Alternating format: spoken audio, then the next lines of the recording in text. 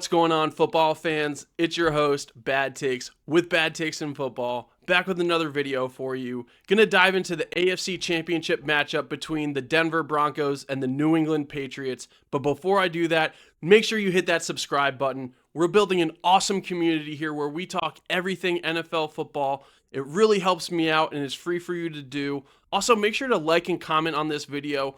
What do you think about this matchup? Are the New England Patriots going to run away with this one without Bo Nix? Let's dive into today's video. On Sunday at 3 o'clock Eastern, the New England Patriots traveled to Denver to face off against the number one seeded Denver Broncos, but there's one huge caveat in this situation. The Denver Broncos are going to be without their second-year quarterback, Bo Nix, who helped lead this team to that number one spot in the AFC. Bo fractured his ankle on the second to last play of the game against the Bills, and Sean Payton announced he's going to be out for this game.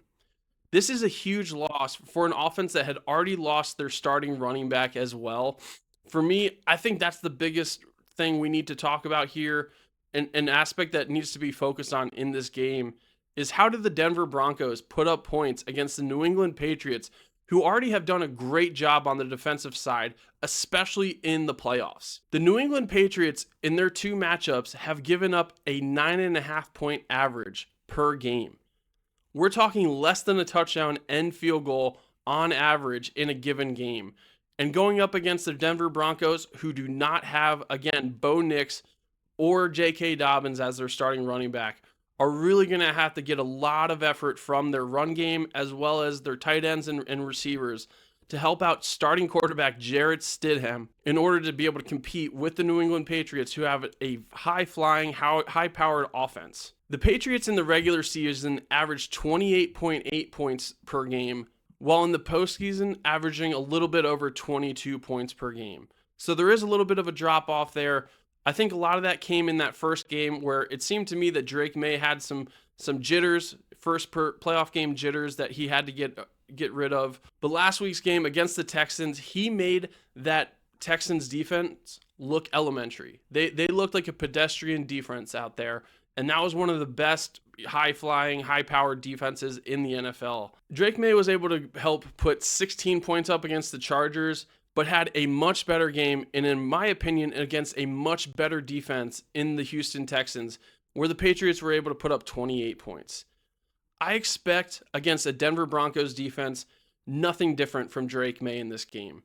I think they're on a roll. I think they have a great rhythm, and I really struggle to believe that the Broncos are going to be able to have extended drives from an offensive perspective. Jarrett Stidham was drafted in 2019 in the 4th round.